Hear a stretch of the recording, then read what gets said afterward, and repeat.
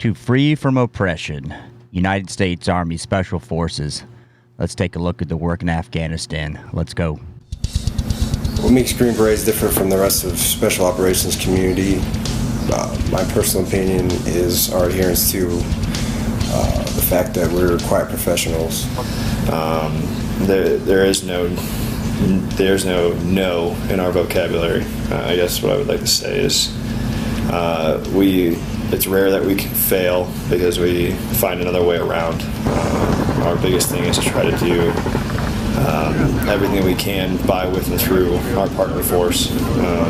And we're very well rounded, making it to where adapting is easy for us because we. The Green Berets have shown over the years they're great at what they do, specifically working with indigenous forces, right? That's their primary mission, why they were formed, training them up, getting to do what we want, basically. And the quiet professionalism they talked about is a big deal. You don't see them writing books. You don't see them on CNN panels. They take a more experienced, more mature level of Army soldier in selection. I think that makes a big difference. What do you guys think? At all. Determination, I would say. The refusal to quit. I mean, you get that a lot in SOF, but we really try and live by it. And we're a pretty humble group of guys, real tight-knit community. I think a lot of guys equate the big buff stud look with being a good special operator. You want these guys that just fit in. They can do the job, but they don't have to look like The Rock. That doesn't make for a good special operator. Someone who can think, obviously, and has got the moxie like these guys show. Something people don't know about the Green Berets, well, there's quite a bit. One, we get umbrellaed under just the term Special Forces as a whole throughout the community, which Green Berets is a very specific piece within the Special Operations community. We wear a Special Forces tab, but that term is generally used for all elements within U.S. SOCOM. Tasks that we take part of, but we are the Department of Defense's lead for unconventional warfare operations.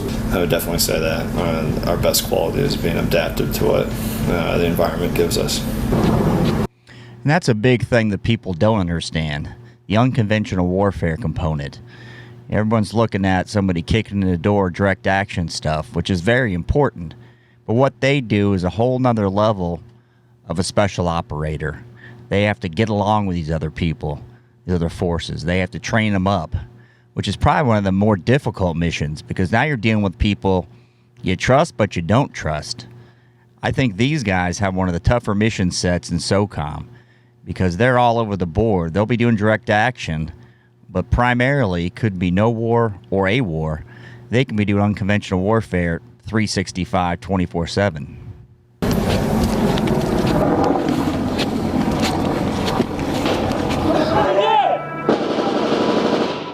He's hit. Hey, I got him! You get cover for Jake! Comcam, cover that door!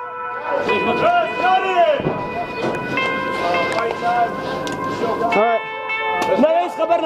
Their platoon structure is very interesting. They'll have an engineer in there, combat engineer, intel guy, weapons guy. Take a look at that because it's very specific when you look at what the makeup is of one of these platoons, I'll call it, a smaller element. They really cover a lot of ground because it's a small unit. They don't have a lot of backup, a lot of logistic support. Throughout our combat FID-focused mission that we're conducting here, we needed deliberate, direct action, dedicated units to support what was growing into the ANA. So it looks to me like they've got a lot of latitude to restructure as necessary. So if their mission focus changes, doesn't seem like there is much bureaucracy as you typically see. Aggressive when they need to be because they're going into harm's way just as much as any other, if not more, than any other ANASF unit. So they're essentially the unit that the government's going to call when a district center is overrun or there's a bad situation developing in a not so good part of the country. So we try and make it realistic because these guys are about to go into harm's way right after that training. The points of focus that I drive into training when training the commandos and the NASF, at the tactical level. You get these guys, like in this example, these foreign troops you're dealing with. And I would say they don't even have a basic level military understanding typically. So they don't understand being squared away, being on time, attention to detail, have sloppy weapons handling. So these guys have to train them up so they're just safe to start with, then do direct action stuff. It's not an easy mission. It's probably one of the more dangerous things they do is working with these indigenous forces. The members of my detachment work that level down, I'd say company level down, and they work hard on the tactical side of the house, the basics, being masters of basics like everyone should be who wants to be a high-level operator. Land navigation, day and night, weapon emplacement, marksmanship, close quarters combat. Try to focus centric on the mission that they have at hand, and generally it's half operations to conduct a deliberate clear with the possibility of IEDs and knowing that we're going to be hit from strong point positions once set up. So defensive perimeters, accountability of personnel. And you can talk to a lot of these guys that have worked with these forces, whether it be in Afghanistan or Iraqis.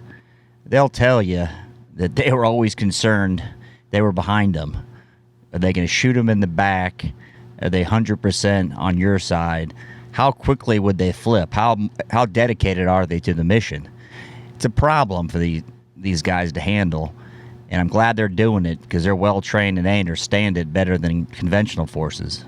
IED detection and mitigation, entering and clearing the room, proper SSE. These are things that we were hit on heavy at the tactical level. Trying to train them into operating by themselves is I'd like them to have more capabilities. We had situations where they are very dependent on our airlifts, and they're very dependent on doing certain things certain ways. I'd like them to go back to the basics and understand how to shoot, move, and communicate, and not lock themselves down in one area and hope that the Air Force drops bombs on people. I'd like them to be able to understand how to maneuver again. That's a great point. I find, and you guys let me know, that American troops in general have gotten more reliant on air support, technology to get out of a jam. Like he's saying, cover, communicate, move, tactics, because you can't always rely. And as you guys have seen, whether it be John Chapman's video when he was the recipient of Medal of Honor, you don't always have air support. You don't always have Apaches and come in and bail you out. Glad to hear that's the way they're training folks, because we can't always be there. On the flip side, you train these guys up, you may be fighting against them a decade from now.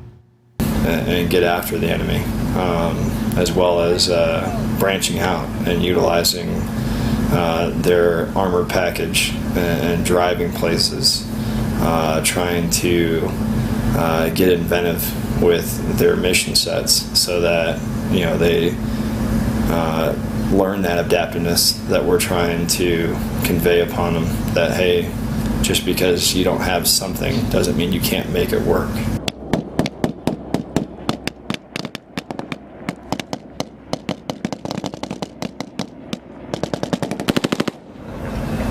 I've had great experience with both commandos and ANASF.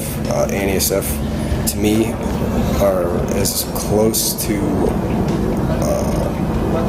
an American ODA as you're going to get in Afghanistan as far as partner force goes. They got diehard relentless. I think what he's saying, I'm going to put it in my own words, is in the U.S. you have a certain level, a certain average of expectation. So if you're a SF guy and you meet a Marine, there's a certain expectation level. And it's there. Could it be higher or lower? When you get to some of these foreign troops, the gap could be that big between the outstanding guy and the guy that's just barely capable of firing his weapon in the right direction. That's what he's saying in a very diplomatic fashion. Which is awesome. And the guys take ownership of their work and of the mission. I've been pushed back in the stack by ANASF members, and same thing, commandos. If you fight valiantly, or if you display to them the courage needed to face the enemy, they'll go with you. They just need a little bit more encouragement than the ANSF guys, which usually are, in some cases, dragging us to the objective. So. To have the ANSF and the commandos working together is a lot like trying to have SF work with a Ranger battalion. The Ranger battalion is great at what they do, and they are very regimented, and they have I would say a straight line kind of mentality, and we try to work outside the box. And like I said, if something comes up, we try to adapt to it and work around. So I believe the ANSF are kind of the same in that part goes. That's a very good point. These guys had the latitude to adapt and to overcome if the mission set changes. He was mentioning the Rangers. They may say, here's the mission, here's the parameter, stick within them. Now, these SF guys typically have so much more latitude, so much more broad set of skills they can bring to the table. Number one, the training, but number two, just what their command gives them more autonomy. That's a big part of it, and they're trained that way. Where you may have a Ranger battalion and have plenty of guys that could do the job. They don't want to go outside the expectation because that can get them in trouble. Them underneath the commandos command, it makes it to where they have issues as far as like you have anytime you have special operations working together. I think it can be great potential though, because capability to work together, they really have to work through a lot of egos, which I think is just like any special operations community. You got to put your ego aside sometimes and try to get that together. But I really see a lot of potential coming from them and a lot of good things in the future, as long as they can keep those egos out of it and start pushing each other. So, now, what do you think he would say if he wasn't on camera? You were sitting down having a beer with him.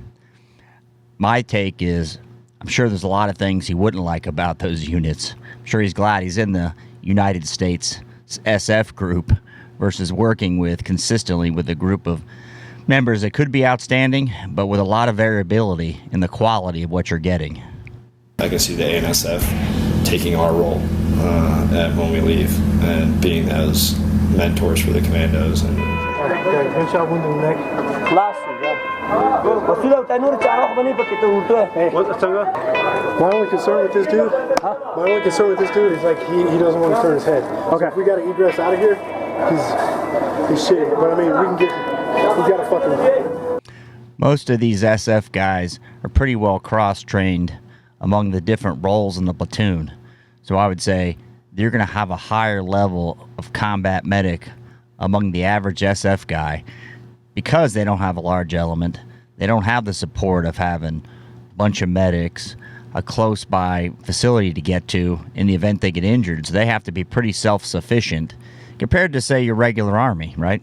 That everyone stays mission focused, and that the element leaders are pulling their additional members U.S. aside and walking through the plans over and over and over again, so that once we get off the aircraft, we already know exactly where azimuth we need to head toward.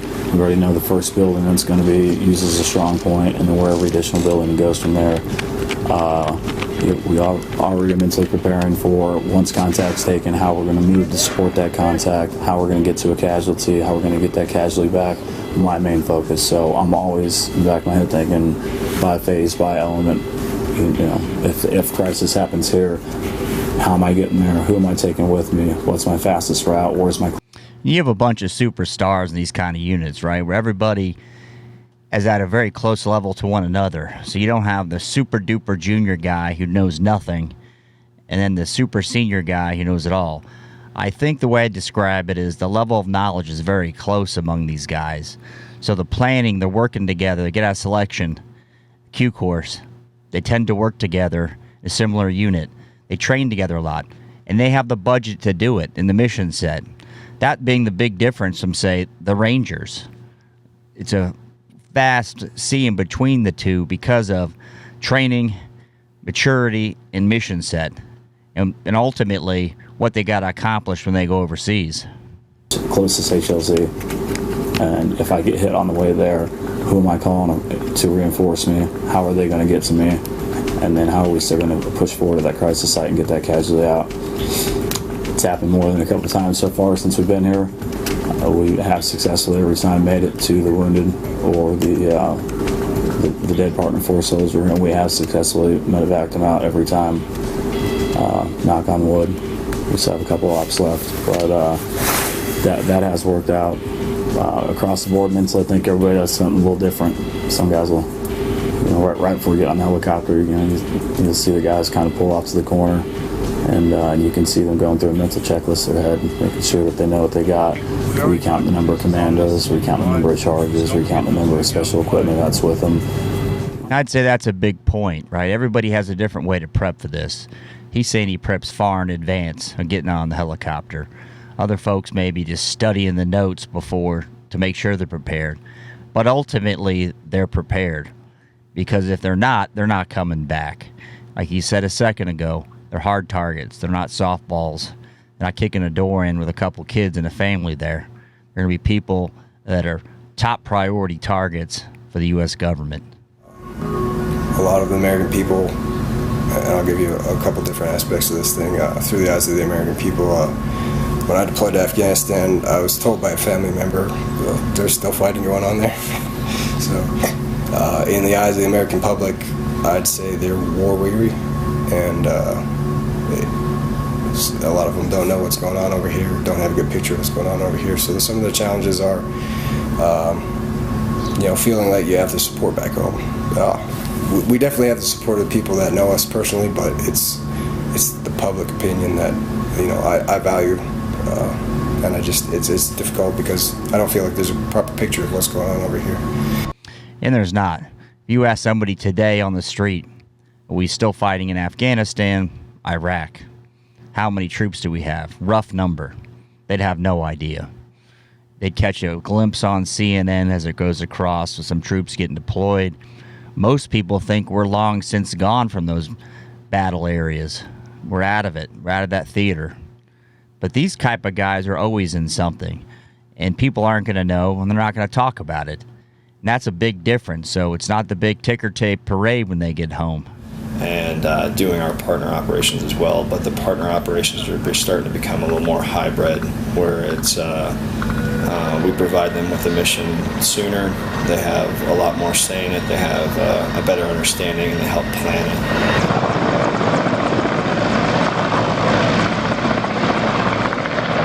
At times we have, and then as far as air-to-ground ordnance, it's become a big issue. We don't want any civilian casualties, because that's not what we're here for. But the Taliban have such a good campaign against us and propaganda against us that any time that we use air-to-ground, even if there wasn't any civilian casualties, they will spin it to that there was. Yeah, if there weren't casualties, trust me, there's going to be a casualty on a Twitter page for the Taliban. That's going to be what it is. And what happens then? The U.S. people, I'm going to call them to be nice, are going to reflect on that and give these guys a bad rap. If you don't want them there, the U.S. government shouldn't send them there. Period. You send in a dog, expect a dog fight. And then basically whoever gets the word out first is the one that everybody's going to believe. How does the constant changing ROE constantly affect our operations? That can be a two-sided question. I would start off by saying I understand where some of the ROE considerations come in at this phase of the war. We are trying to minimize unneeded civilian casualties. It puts in a large restraint in the way of supporting us when we get hit from an overwhelming force who is smart enough to barricade himself in with civilians. They also know this ROE, and it endangers us. Now, when it comes down to it, if we're pinned down, unable to maneuver, etc., will they drop in support? Not if they see those civilians, I don't think. So So what do you got there, right? So the enemy knows our rules of engagement. They're going to use that against us. Smart on their part. What do we do at supporting these SF troops? We don't do anything. So we give up, basically sacrifice our SF guys to not upset the politicians. That's the bottom line here. It's what he's saying without saying it. Either we're going to go and we're going to do the job, or we're going to pull these guys back. But a position like what he's in is near an impossible win. Just an inherent problems. So that's the biggest way the ROE affects us, is mostly in the way of CAS, as I see it. And the enemy has capitalized on that. The enemy knows not to move in the open with weapons. Now they move to cache points. They know where the helicopter and that ISR platforms cannot see them, or it causes us to have to pull back and try to draw them out, essentially, which rarely works. So what do you do there? That's the question. He's saying they're going into a house, right, where civilians are, the bad guys. They're not going to come out because they know our air support won't do anything. These guys got to be baked to try to get them out. It's a near impossible mission to do something like that. So we got to decide. These guys are in this tough position. What do they do? Right now, they're dancing on a fine line. But it kind of does. That always kind of affects things because it puts a higher risk to the forces on the ground. In my opinion, it's either I take my full package with me that's capable of sustaining and fighting by itself if need be, or I take no package. It shouldn't be a slimmed down package because you never really know what's going to happen to the heart of the partner force in a real bad way, and what's going to happen if there's an overwhelming force that masses on them and starts massing on our overwatch position. If I'm sitting there with a slim line manned force because they don't want us to have too many U.S. personnel on the ground, then I'm setting myself up for failure on that one. So just like what he said, being very delicate with it. He wants to go in the proper way or not go in. Because going in half-assed, people are just going to get killed. You're not going to make the mission parameters. You're not going to do the job. But he's in a tough spot. They're saying, well, do the job, but here's half the stuff. But don't hurt anybody along the way. That's not a military policy or military mission. That's a social problem or political problem we have. He's stuck with it. What do you guys think about that? Hey, well, I'm in that building, right? Yeah, well, I want a strong point in this building so we can overwatch them. Corners. Corners, go.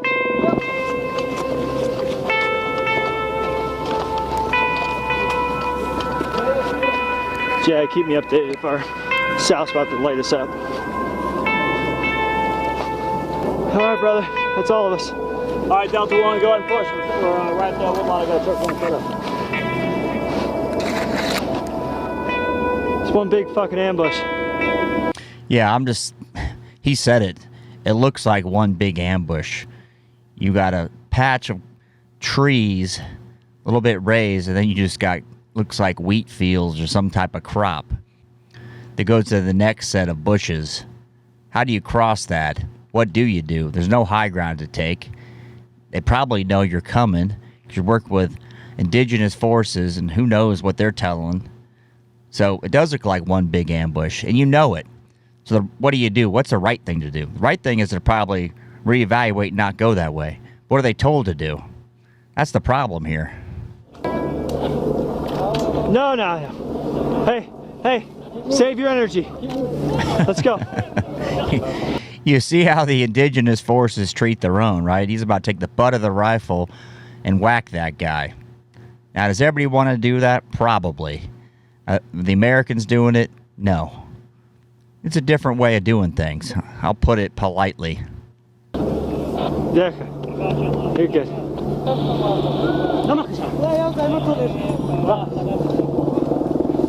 All right, let's go. All right, commandos. Hey, commandos are over there.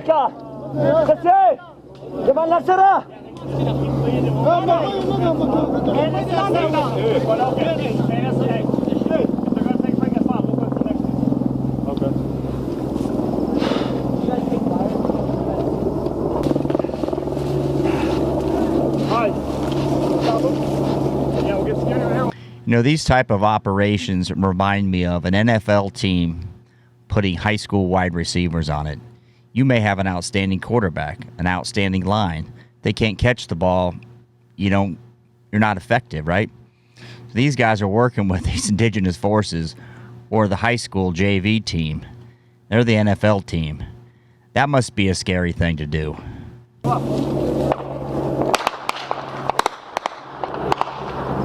Son of a bitch.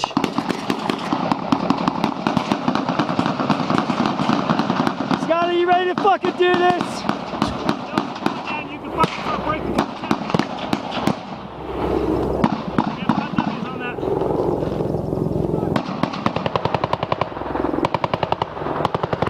1-6 action, 1-6 Zulu. Are you on command? Yeah. Dan, this is Jim. Roger, is that your element engaging? Can you see the enemy that's shooting at us? It's like you said 5 minutes ago. Looks like an ambush. Fortunately, they just got barely into the ambush. They don't know who's shooting because they're working with these indigenous forces. He says, Dan, as you guys shoot, it's a cluster. And there's nothing they can do about it. As part of their mission is to train these people, but they're going in with a slim package, like the man said earlier. They really can't complete the mission the way they want to because of their ROE. It's a problem. Yeah, 1-6 Astros, 1-6 Zulu. I'm trying to fucking hold down. We are definitely coming down and able to fucking maneuver on this one.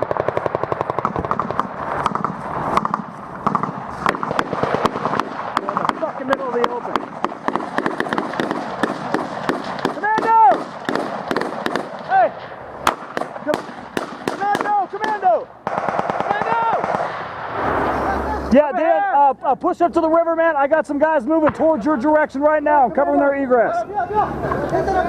I mean, can you imagine being in a worse position? You got a group of guys you know and trust. You got another group of guys you're training up who you don't know and trust. You're pinned down in this arrangement. They can pin you down, call somebody up with an RPG or mortar. It's not a whole lot you can do because you can't cover, move, and bound like you would with small element. Now you're trying to tend to all these other people that aren't at your level. Again, it's like the NFL football team with the JV receivers. Hey, hold! Hold! Hold! SF go first, we go last. Hey! Yeah, and then they're going to hold for us and we'll go. Found it. Oh, boarding. Yeah. Hey, boarding. This isn't the way these kind of guys operate, but they call them the commandos. They're scattered all over. It's not the SF guys' problem. When you're dealing with these indigenous troops that just aren't up to snuff, and they don't want to be there. They're probably getting paid a good penny to do it. And our American troops, highly trained, have to deal with the mess. Stand by, Axel. We're going to break contact right now. We're going to fucking break contact right through fucking Rick's position. Hey, I got 7 commandos moving. I'm going to move with them, Scotty. All right. Shit. Are we good?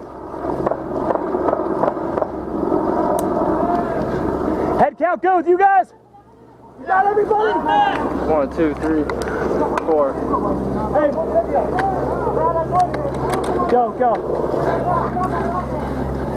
Which direction they're shooting? Hey. Where'd you guys take contact from? See, I don't even know where the contact's coming from. The one guy we got the camera coming from's asked it. He's asked the commandos. The other SF guy's asking where the contact's coming from. We don't even know where the shooting's coming from, no less who's doing the shooting. It's a real issue. You see here how this works, right? When we're going to turn this over to the Afghans. In the meantime, we got to train them. And supposedly it's going to work.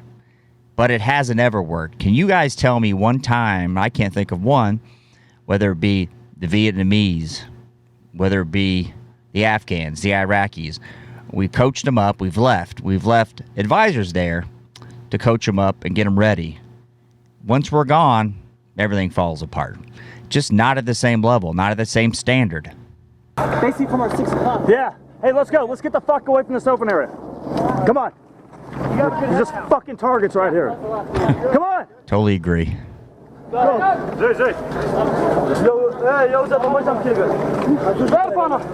guy's laying down. Effing unbelievable.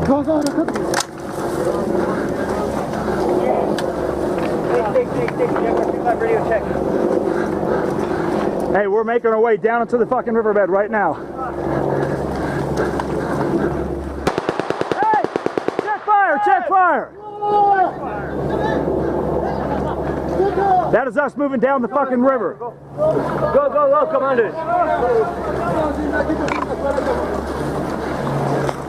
And you can hear them talking in the background, the Afghans.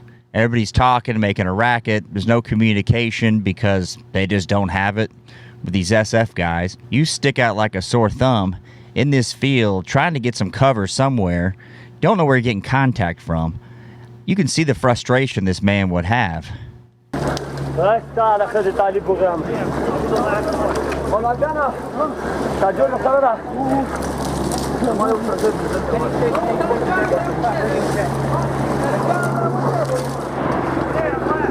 are they shooting at?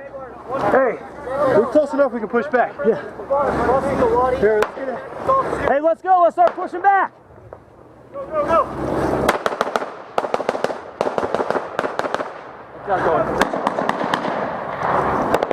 This rotation being the last rotation, not only to conduct commando operations with the commandos, but possibly the last combat rotation I go on is a strange problem set to contemplate.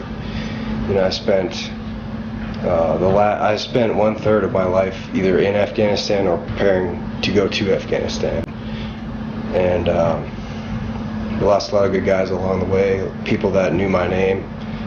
There's still guys over here fighting, and you know, we got brothers on both sides, the American side and the partner force side. I owe my life to Afghan soldiers or policemen that fought for me, and after America leaves, they'll still be here fighting.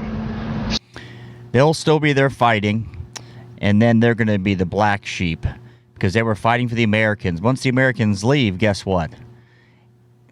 That's an issue, right? So I don't know what we do with it. You can see the look in his face. Once they leave, they'll still be there fighting against a group that's heavily funded. And as you guys know where its funding's coming from. You know, it's what I've become used to. It's what I've gotten accustomed to is training for Afghanistan, training for combat, going to Afghanistan fighting, and, you know, what's next? That's a hard one to swallow. That is a big issue. It's a big issue, personal issue for me, is guys like this. They've been going 1,000 miles an hour with their hair on fire, training for one thing. They get out, and it just stops. What do we do for those guys? I don't know if he's getting out, but if he came back to the States and was a trainer in an SF program, it's a tough transition. I don't know there's an answer. You guys ever experienced that when you were in? I think guys that have lost brothers and you know, been injured and stood by, you know, our partner force for years. You know, it's very difficult to let that go. Not many people that haven't been at war or in special forces understand what I'm saying right now, but it's a difficult. You spend more time in these type of situations, hours-wise, than you do with your family for a decade, right? So you go into work, you come home, you see your kids, see your wife briefly. These guys are spending 24/7 together, so the bonds are thick, is my point. Pretty much have spent my entire adult life doing this job in the Army, and it's all been spent in this country. This will be trip 6 for me. I've seen it go from its infamousy stages to where we're at right now, and the amount of progression that the Afghan government and the military as a whole has made is phenomenal. And spending that much time over here and dedicating as much of my life as I have to it, and as many friends as I have lost in this fight. It'll really bother me if we don't allow this to finish correctly. If we allow this to return back to the way it was before we got here within a short amount of time, because we pulled out a little prematurely. Really? That's a good point, right? Do you think we pulled out prematurely? This is a dated program. Right now, we've pulled out effectively. There's still troops there, of course. We pulled out the big bulk of it. What happened? It's going to go back to the way it was. These places have been this way for thousands of years. We're not going to change them. Places we have made changes. Think about this for a second. Japan, Germany, place we've stayed, they've been solid. Places we go, try to make regime change, culture change, and we leave, it will go back. The question is like, how do we adapt? How do we reintegrate back into, the American populace? There's going to be a lot of guys with a lot of issues adapting, and a lot of guys are going to talk about it. A lot of guys are going to be too proud to talk about it. So we just really need to have the support of the American people back home, family and friends. Just understand that there's going to be a lot of people dealing with a lot of problems and issues that they may or may not be willing to talk about, just because they're adjusting from what they've become accustomed to, what they're used to. So it's you can always, there's that saying, you can take the dog out of the fight, but you can't take the fight out the dog. That outstanding point he just made. And what do you do about it? Here's my 2 cents. You don't let them get out, have a week-long TAPS program, and say, here's the number for the VA.